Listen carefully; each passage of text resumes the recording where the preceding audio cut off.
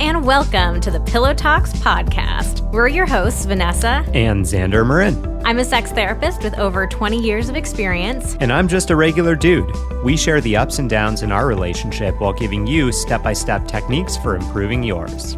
Make sure you subscribe for your weekly double date full of totally doable sex tips, practical relationship advice, hilarious and honest stories of what really goes on behind closed bedroom doors, and so much more. It's the sex education you wish you'd had. Thanks to Dipsea for supporting Pillow Talks.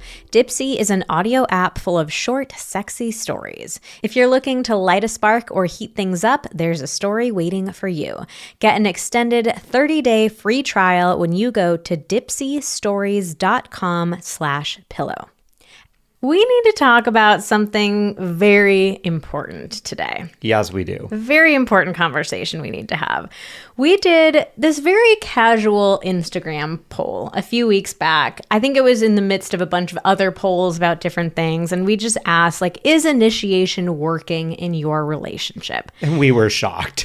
We were shocked. I remember swiping up on that story to see the results and discovering that only 17% of people said yes.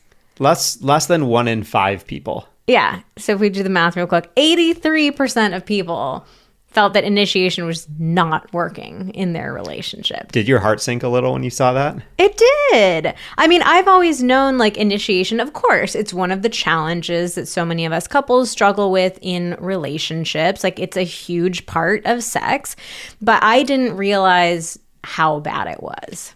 Yeah, I mean, I think a lot of people just don't think of initiation when they're thinking of kind of sex or maybe what their issues might be when it comes to sex. People go oh, I don't feel very confident, or I'm not really enjoying it. I don't have much desire. Yeah, we don't really think about initiation. Our desires are mismatched.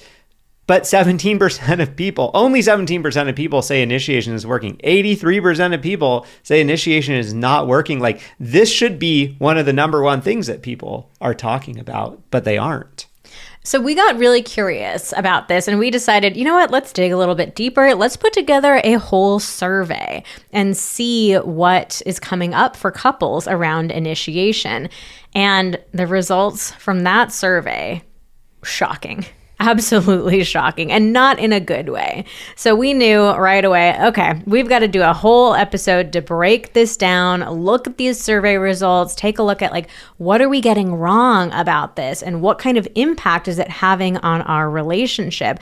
So that's what this whole episode is about, how initiation is killing your sex life and killing the intimacy in your relationship. And we know this sounds very dire, we know we're talking about this as a big concern and something that we're worried about, but we promise we have some incredible solutions for you. So stay tuned. Yeah, I mean, and you're going to have to stay tuned because first we got to get into our review of the week. Oh, look at that. Yeah, so tune in for the review of the week right now. Just kidding, you're already here. Wow. Sex, humor, and psychology all in one. I'm so glad they called out the humor because I was trying to be really funny with that transition. Oh. Wow. Okay. Rude. I mean, hey, I'm okay. I'm okay with self-deprecating humor too. Just continue on, babe. Yeah, okay, I'll keep going. I've followed them on Instagram for years, and this is what the people need. Other than expanding how we think and talk about sex and relationships, their words and lessons have improved my self-image, worldview, and the way I speak to myself. Highly recommend on your own or with your partner. Oh, what a lovely review. Thank you so much for taking the time to leave that.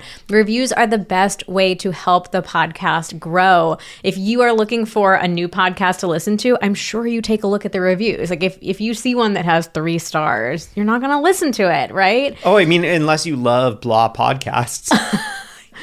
And also, when you have higher reviews, Apple and Spotify are more likely to show the podcast to new people, to recommend it to them. So it really does do so much to help us grow the podcast and reach new couples. And we do this weekly giveaway as our way of saying thank you. So here's how it works. On Apple Podcasts, scroll to the bottom, you'll see the review section and you can leave a review there.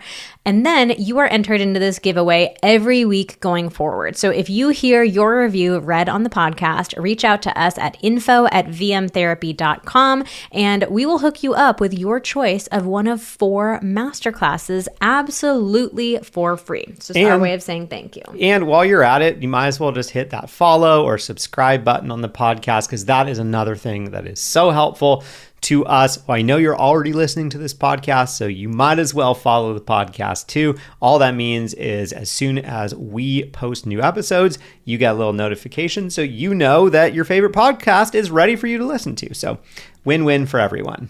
Okay, so let's get into it. Like Xander was saying in the intro, I think initiation is just something that most of us don't really think that much about outside of those couple of moments when it's actually happening right there. We don't even really see initiation on TV and in the movies, if you think about it. Like whenever characters are about to have sex, it's either it just cuts immediately to them having sex, or maybe it's like they just give each other the look and it's on. So I think that leaves most of us with this feeling that initiation shouldn't really be necessary. Like it's supposed to just happen spontaneously. Like the initiation isn't even a part of it. We just like skip right to the sex. Yeah, I mean, and the other problem with this is that often at the beginning of a relationship or at the beginning of you starting to have sex with a new partner, it can actually feel a bit like that. Like it does feel like it just happens, or it feels like you don't really have to put that much effort into the initiation either. And one of the reasons for that is that, like, let's just kind of rewind the tape a bit. Like, you're dating someone, obviously if you're dating, you don't live together, you meet up, you go on a date. Then maybe you go back to one of your houses. Like there's sort of this logical structure or like logical time when you would initiate, when you would have sex. And so it's kind of like both people, there's this almost like unspoken thing of, okay, like we went on a date. It was a good date. Now we are going back to someone's house. Like we are probably going to hook up. And so it can feel like it just happens because it's going to, both people just kind of know what's going to happen. So you might feel like, okay, I don't really need to say very much. Like we just kind of do it. The thing is that that's not how initiation ends up looking once we get into long-term relationships, right?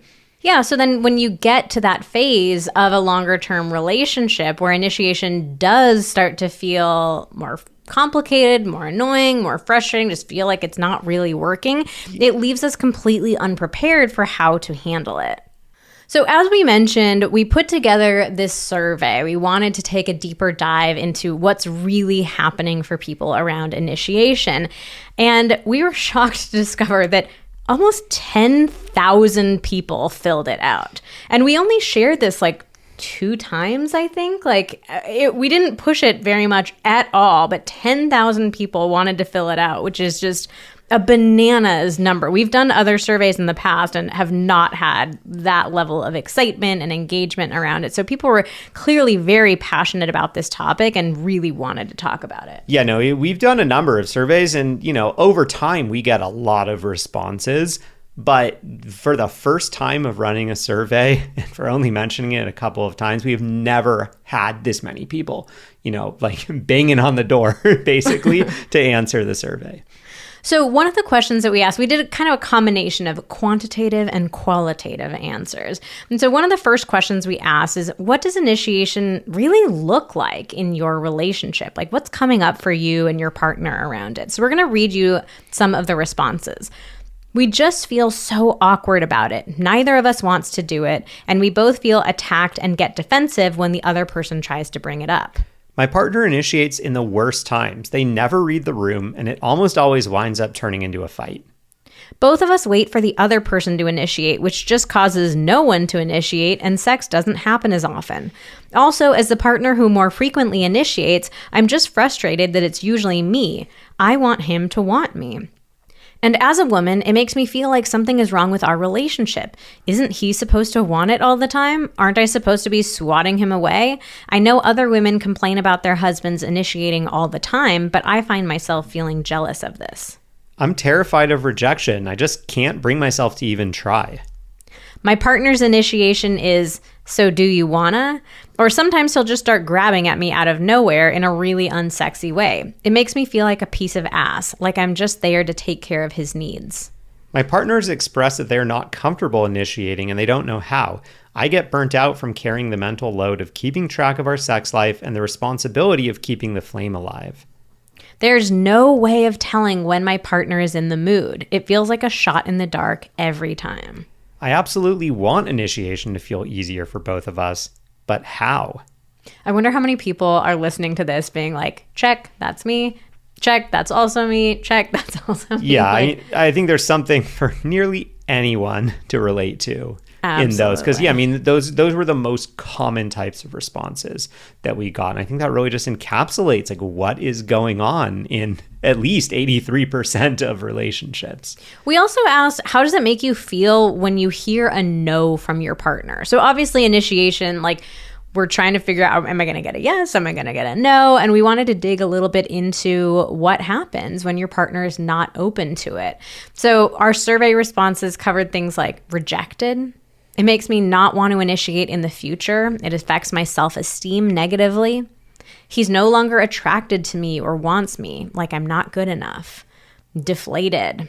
Sometimes I'm just embarrassed, and sometimes I feel insecure. I feel not attractive. My confidence is shot. Shame, like I shouldn't want to have sex. Humiliating. It feels weird and somewhat heartbreaking.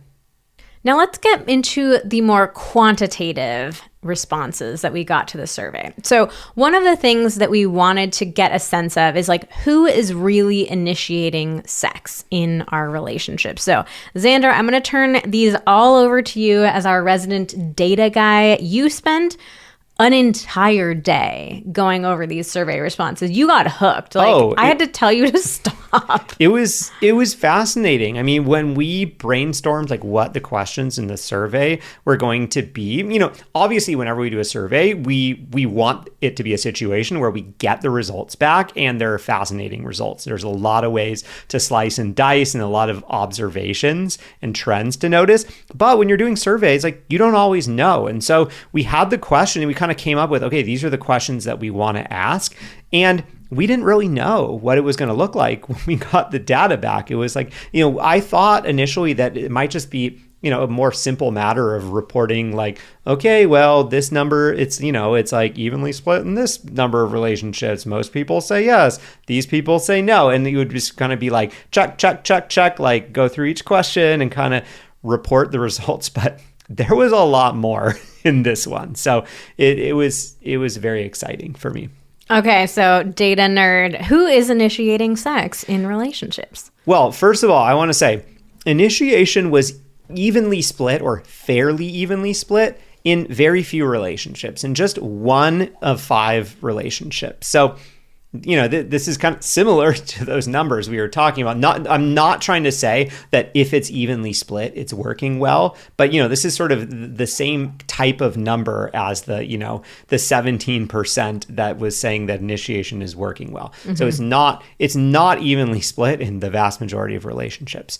Now, gender plays a huge role in how often sex is initiated or who is initiating sex. So we found men are initiating sex way, way, way more often than women.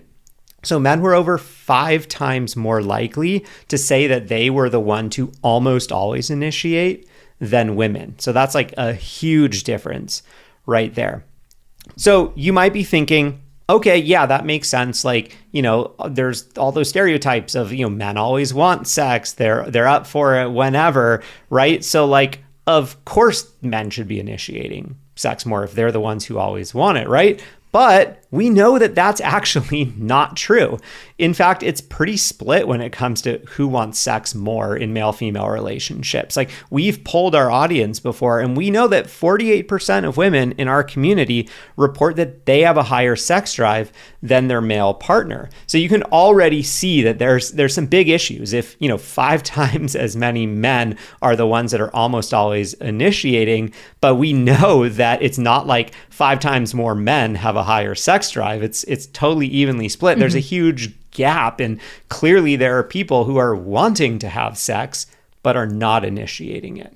Oh, that just reminded me. One thing that we forgot to mention before we got into these responses is how we looked at gender in relationships, because inclusivity is one of our core company values, and we do not make any of our content assuming people's genders. So in the survey itself, we asked people, like, what is your gender? What is your partner's gender? And we didn't want to just look at male-female relationships, but maybe Xander is our data scientist over here. Can you explain what happened when we looked at the responses that we got in terms of gender breakdowns in relationships? Yeah, absolutely. So we did not get a ton of responses from non-male female configured relationships. We did not get enough responses to be able to break down the data in a meaningful way to be able to show, to compare trends of, say, two men together versus a man and a woman together versus or a non-binary partner. Versus so when you look at all the different gender configuration options for a relationship, we were not able to, get a high enough number of responses in order to be able to report on trends. So we are mostly just looking at male-female relationship, or not just looking at. We are only able to draw conclusions or to report on trends from male-female relationships. However, we did ask, what is your gender and what is your partner's gender? So whenever possible, we are kind of, instead of just saying, oh, well, if you are a man, then we are going to assume your partner is a woman, we were actually looking at, okay, well, what are men saying, or what are partners of women saying? Mm-hmm. What are partners of men saying? So that's, that's our best way to be able to use all the data that we have. But when we are talking about dynamics in male-female relationships, we are not talking about that because those are the only relationships that exist. Those are the only relationships that we have enough data on to be able to safely report on. Okay, so one theme that came up in you analyzing all of this data was this idea of do we actually initiate as much as we think we do? Yeah, this is super interesting because we asked, how often do you think you initiate sex? And how often do you think your partner initiates sex? And because we also asked, what is your gender and what is your partner's gender, we are able to look at, how often do men say that they are initiating? And then how often do partners of men say that those men are initiating? And the same for women as well. And what we found was so interesting. Both men and women were way more likely to take credit for initiating a lot more often than their own partners, or than partners of men and women actually gave them credit for. So we think we're doing better than we actually are. Yeah, and I mean, is this really that much of a surprise if we think about it? I think very often we tend to give ourselves a lot more credit for things, or we kind of we're quicker to let ourselves off the hook for something, and we're easier to kind of it's easier to point the finger at somebody else than it is at ourselves. So it's not a huge surprise once I saw the numbers and was like, okay, yeah, we juice the stats a little bit for ourselves, and I don't know, take the juice out for our partner. I don't know the opposite. The juice out. I don't know the opposite of juice the stats. But it wasn't just a difference in who's doing it more. In fact, women were actually twice as likely as men to perceive initiation as pretty evenly split. So it may be a matter of more women wanting to think that it's evenly split than men were kind of willing to acknowledge. So that was also an interesting finding as well. Okay, what about how often are we saying yes to our partner? What did you find in the data? So again, there was a big gender difference here. Men were over twice as likely as women to be saying yes more than half the time their partner initiates. Okay.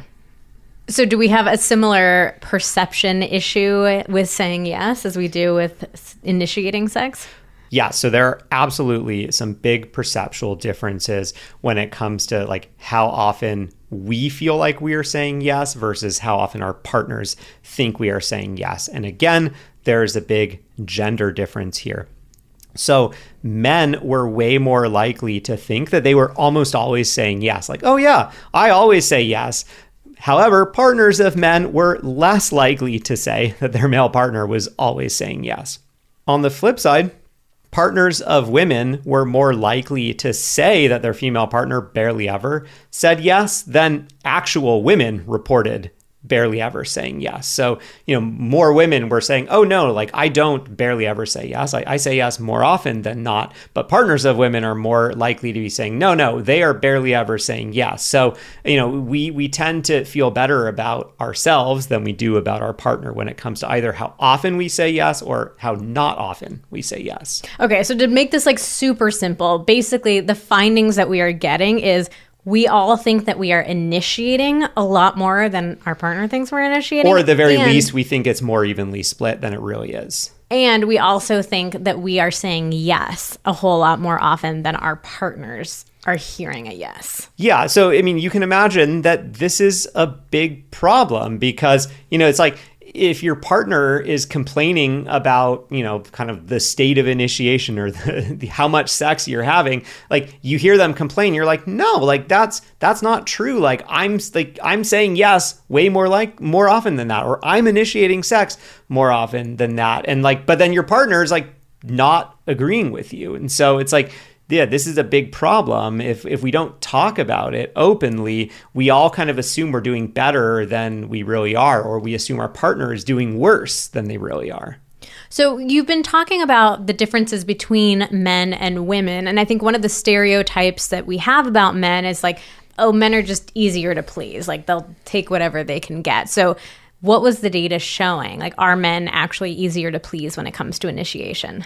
The data does show that men are much easier to please when it comes with initiation. So that stereotype is kind of... It does hold true. It does hold true, yeah. So actually 78%, so nearly 4 in 5 men say that they enjoy their partner's initiations more than half the time. Okay. Whereas only 41% of women, so like... basically double. Like men are almost twice as likely to enjoy the initiation. Yeah. So like 2 in 5 women enjoy their partner's initiations more than half the time. Now let that one sink in for a minute, because that's a big number. What we're saying is 59, like basically 60% of women are enjoying their partner's initiations less than half the time. That's a big issue. Yeah, That's a really big issue. I mean, if you think about it, like, shouldn't the goal cannot be that you love it 100% of the time, because that's just not practical. But I do think that the goal should be that, in a long-term relationship, like we know each other well, we understand each other, we want what's best for each other. Ideally, we should be enjoying each other's initiations the vast majority of the time, right? Like almost all the time. At least usually, right? But, 60% of women are actually enjoying it less than half the time. Like, that's a big problem. We also took a look at, are people actively disliking it? So is it an issue of like, well, yeah, I don't really love it, but it's fine? Or are people saying like, I actively dislike the way my partner initiates? So what did we find here? Well, very, very, very few men said that they dislike their partner's initiations. So that's one data point. Women, however, are disliking initiation a lot more than men. 49% of women, so half, dislike their partner's initiations half the time or more. Ooh, that's another bad one.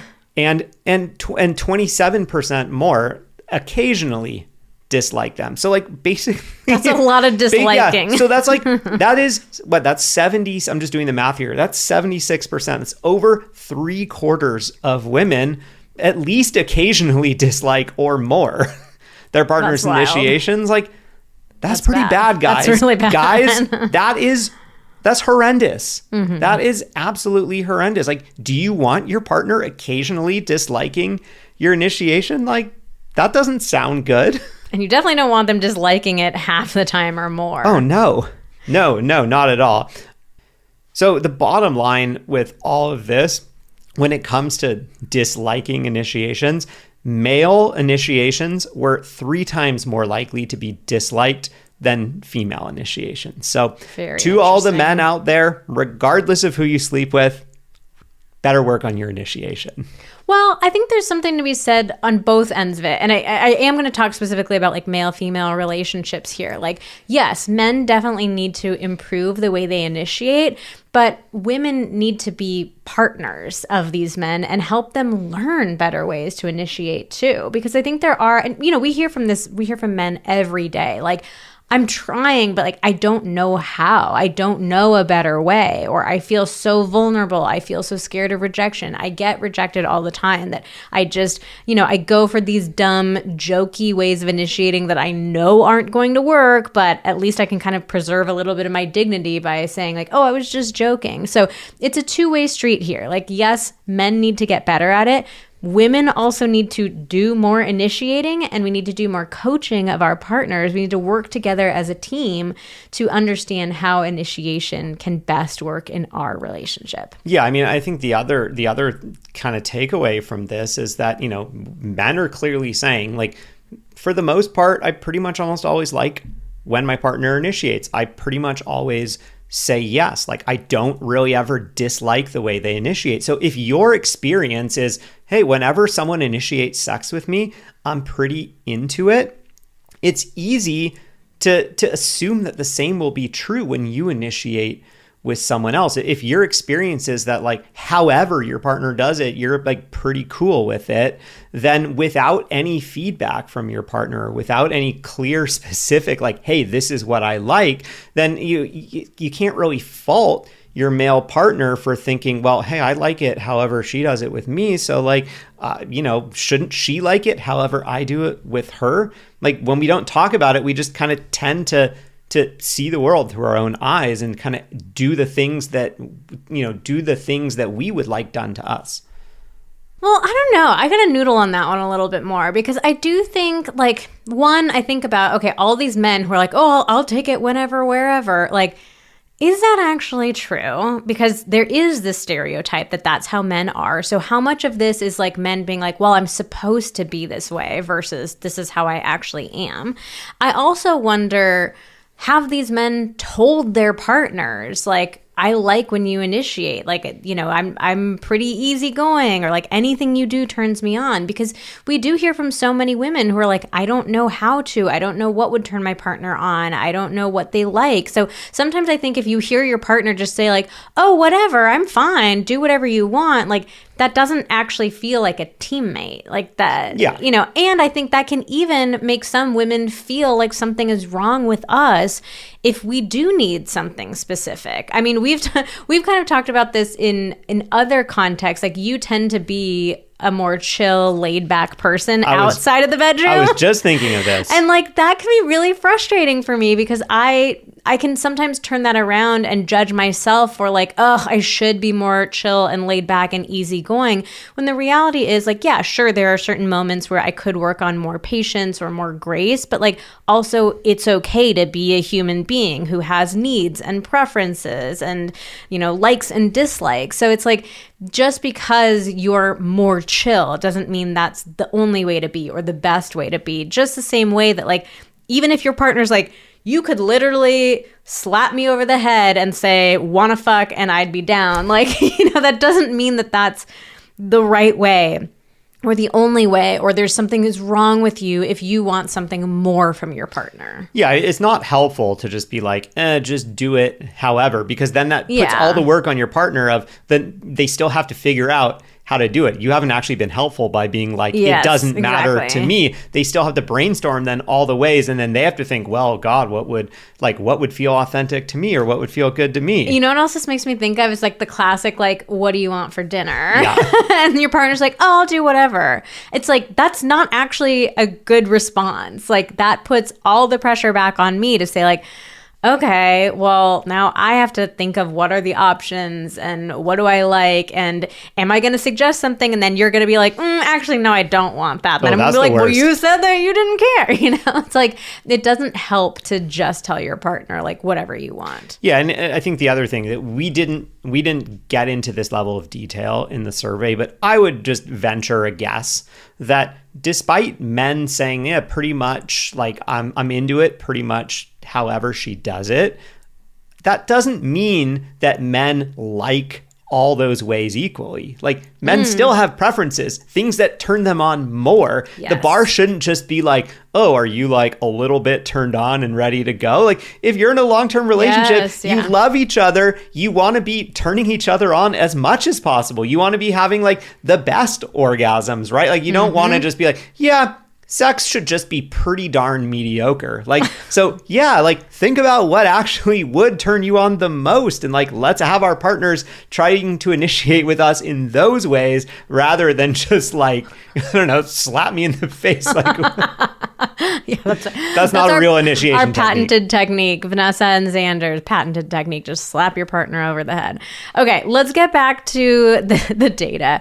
One of the questions that we almost always get whenever we do any survey is like, okay, but what about parents? Like, does having kids change this in any way? Nope. We looked at, in terms of how often, who's initiating, how often people are saying yes, looking at those perceptual differences. And we did not see kids affecting that, having kids or not having kids, affecting that in any kind of meaningful way. As a sex therapist, by far and away, the number one complaint that I hear from people is that they have a low libido. And a lot of us feel really confused about this. We feel very stuck. We can feel hopeless. It just feels like I don't have any desire. I don't know what happened to it. I don't know how to get it back. And so that's one of the reasons why I'm really excited to share Dipsea with you. Dipsea is an app full of hundreds of short, sexy audio stories designed by women for women. They bring scenarios to life with immersive soundscapes and realistic characters. And what I love about Dipsea is that it's a really simple and enjoyable way to increase your desire. I have found in working with clients that there are a lot of people, and women in particular, who get very turned on by audio erotica. There's just something about like having it in your ear. You can listen to it anywhere. I mean, you can be in the middle of doing chores, you can be commuting to work.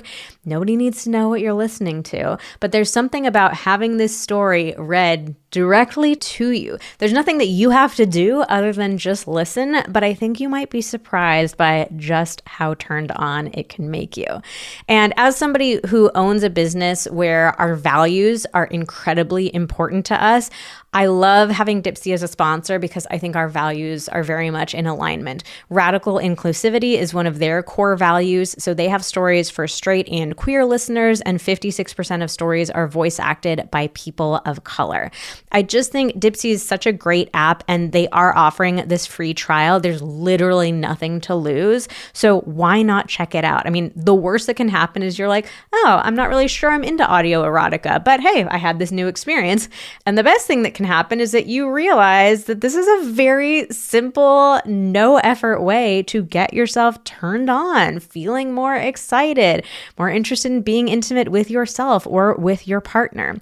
So for listeners of the show, Dipsea is offering an extended 30-day free trial when you go to dipseastories.com/pillow. That's 30 days of full access for free when you go to dipseastories.com/pillow.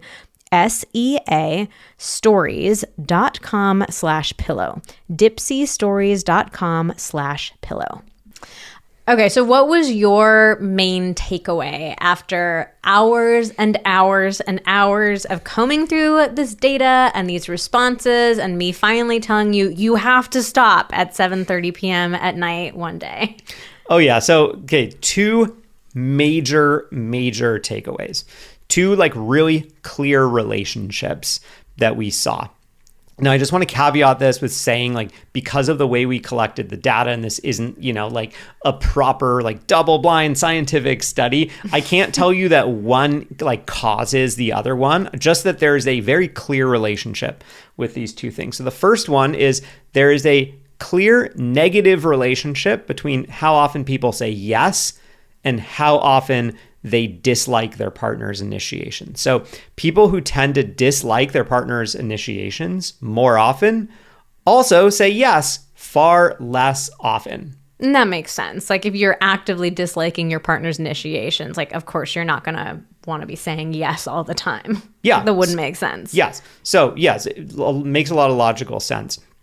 But there's also a very clear positive relationship between how often people say yes and how often they enjoy their partner's initiations. So people who tend to enjoy their partner's initiations more often also tend to say yes more often. And that's not just like a binary thing. It's like looking at the spectrum of how much you enjoy your partner's initiation or how often you enjoy it and how often you say yes. So like the more often that you enjoy it, the more often you tend to say yes. So it's, you know, it's very clear, like the more skillful you can get at initiation, the more likely it is that your partner is going to want to say yes. And the same for you, the more skillful your partner gets at initiation, the more often you are going to want to say yes. So bottom line here is that we all need to learn the specific ways of initiating that are really going to turn our partner on, that our partner is actually going to like. So I like to say initiation should feel like an invitation. You're inviting your partner to be intimate with you, to share an experience with you. So you want it to be an exciting, enticing, alluring, tempting invitation. And if we can get to that point, then we are going to be getting yes from each other a whole hell of a lot more often. Now, in our own relationship, we have had all sorts of challenges with initiation. I think I've mentioned before that for a long time, I didn't feel comfortable with initiation. I didn't feel confident with it. So I struggled to do it.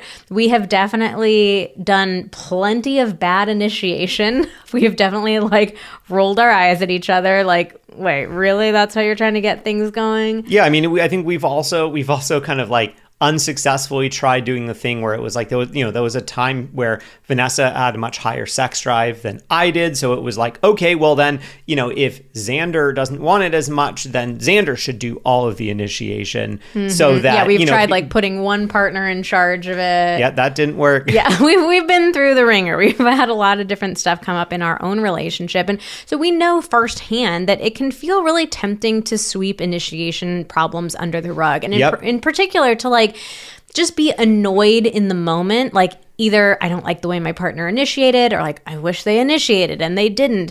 Like we can get annoyed in the moment, but then we just like ignore that moment and we don't actually do anything to try to fix the bigger issue. I think the sweeping under the rug, I mean, that's just so common amongst like the whole gamut of sex issues, right? Like we just desperately want to be normal when it comes to sex. And so anything that feels a little abnormal, it's so easy to just sweep it under that rug and be like, ignore it. Maybe tomorrow I'll wake up different or things will change magically. And in particular with initiation, which like we were saying earlier is something we don't see examples of. We feel like we're not supposed to actively have to do it. Sex is just supposed to spontaneously happen. Like it makes it so much easier to just ignore it. And especially with initiation, which like we mentioned earlier, is something that like we don't see examples of. We feel like we're not supposed to have to do it, or we didn't used to have to do it. Like sex is just supposed to happen. We skip on past that step of actually initiating. Like that makes it so much easier to just ignore it or sweep it under the rug. But what happened for us in our relationship is we realized if you don't get initiation right, it can actually affect your entire relationship. It goes so much further than just that actual moment of initiating or not initiating. So the most obvious thing that can happen is that if you're not doing initiation well, you're going to have less sex, right? I mean, we already talked about like how the data is showing that, but yeah, if your partner is initiating it in a way that you don't like, it doesn't work for you, like you're saying no more. You're saying no a whole lot more, so you're having a whole lot less sex. It can also start to affect your level of attraction to your partner. And this is a complaint that we hear from people all the time. They're like, what do you do about the loss of attraction in a relationship? How do you get it back? Can you get it back? Like, does that mean the spark has gone out? And it's kind of twofold. It's like you can feel less attracted because your partner is initiating in very unattractive ways. And you can also feel less attracted when you're having less sex. Like, I think sex is one of the huge things that can really supercharge your attraction. Yeah, I would say like the first part of that is the more common thing. You know, a lot of people will say like, I hate my partner just grabbing at me. Like, it turns me off so much. It just like makes me very unattracted to them. So I think that's a really strong dynamic that can come up for so many people. Then, of course, it can start to ripple into your libido. So if you're having less sex, if you're just not liking the way that sex gets started, you're not feeling attracted to your partner, sex is going to start to feel less and less and less tempting. So you're going to have a whole lot less desire for it. And the natural like differences in your desire that every couple has, like every couple has a mismatch of libido in one way or another. But I think the differences between your libidos can really start to grow. So it gets to the point where you feel like, oh no, we just have like genuinely mismatched libidos, or you're even starting to worry about your compatibility.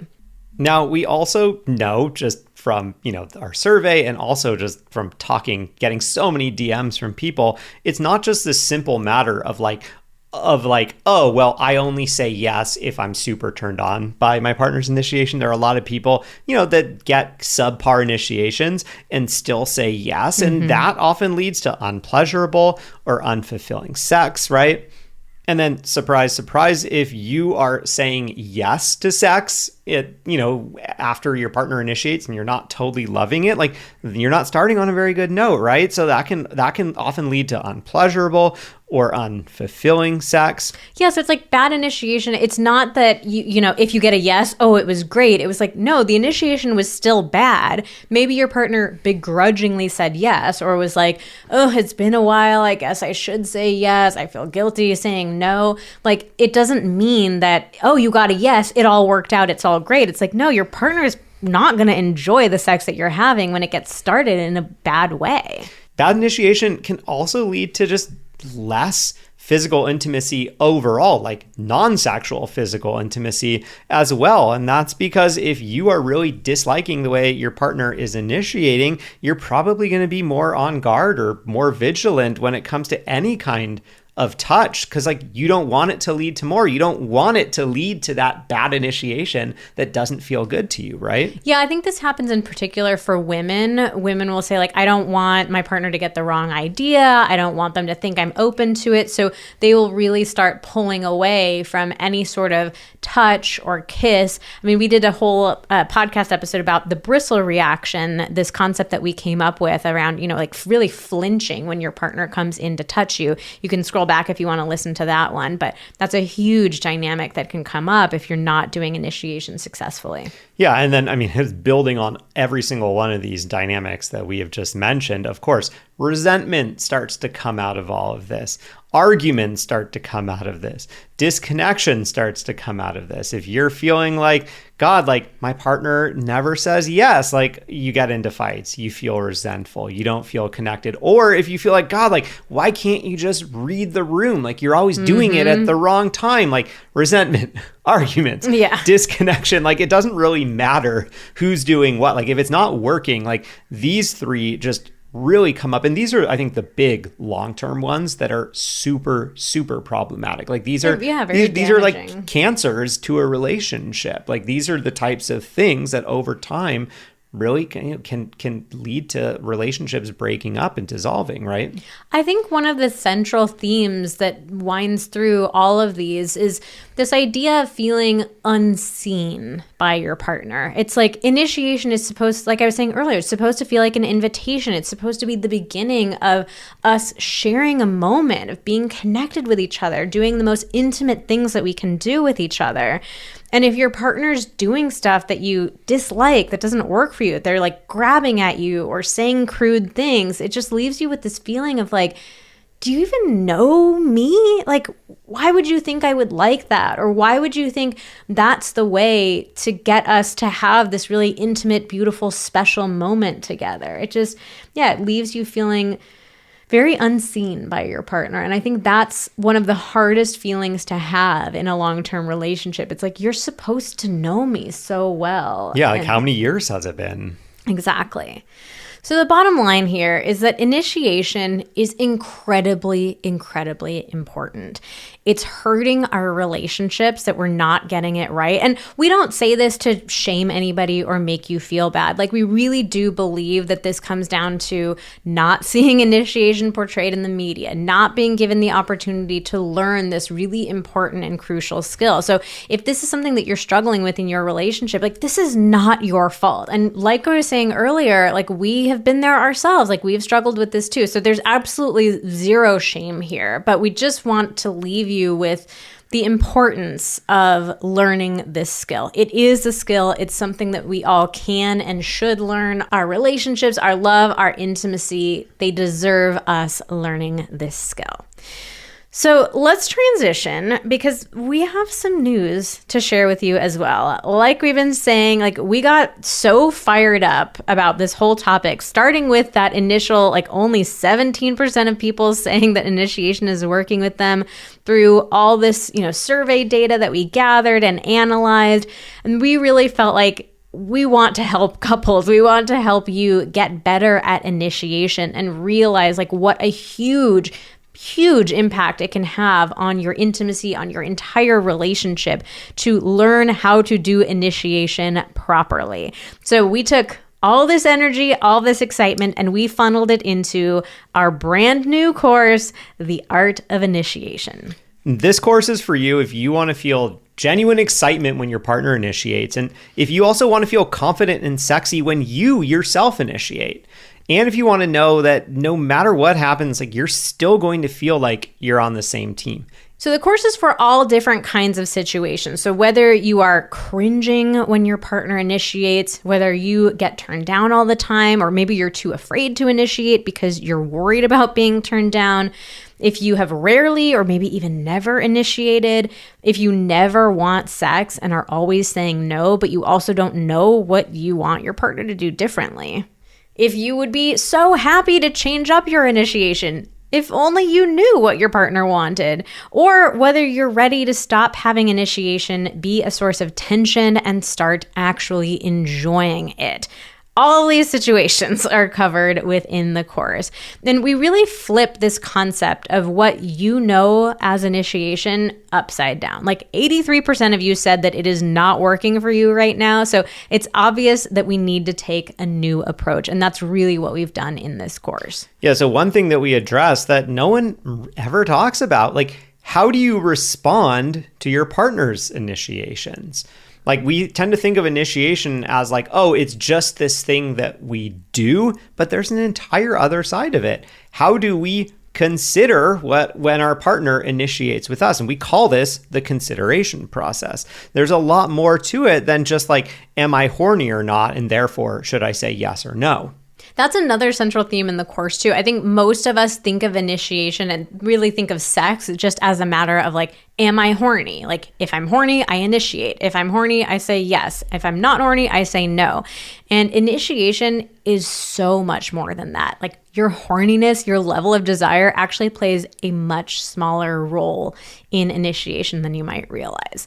So it's really obvious from all these survey results that people are feeling stuck, frustrated, and confused when it comes to initiation. So the art of initiation takes all of the guesswork out of the process. Like, the way that we set up the course, we have done all the work for you.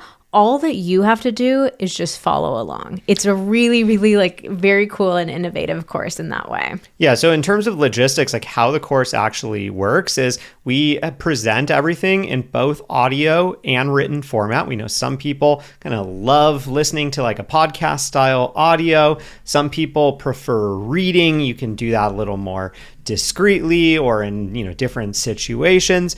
All the lessons are short and bite-sized, so you can kind of listen or read whenever you can. And it can also be completed in one weekend if you're super motivated, or you can take your time, listen to a lesson here or there, over a couple weeks, or, whatever works for your schedule.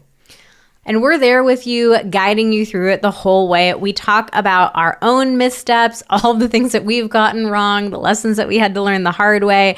And we really help you feel normal and not alone. And I think the bottom line is like, the course is just really fun. We had so much fun making it. Like, it was such a blast creating it. And I know we talked about this earlier. It's like this big, heavy topic of like, oh, we are really getting this wrong in our relationships. It's having some pretty big impacts. But the course itself is super fun and exciting and playful. Like, it's not this heavy, like, oh, we've got to fix this big thing in our relationship. Like, I think you're really going to be surprised by how much you enjoy it. So here are some of the things that you're going to get in the course.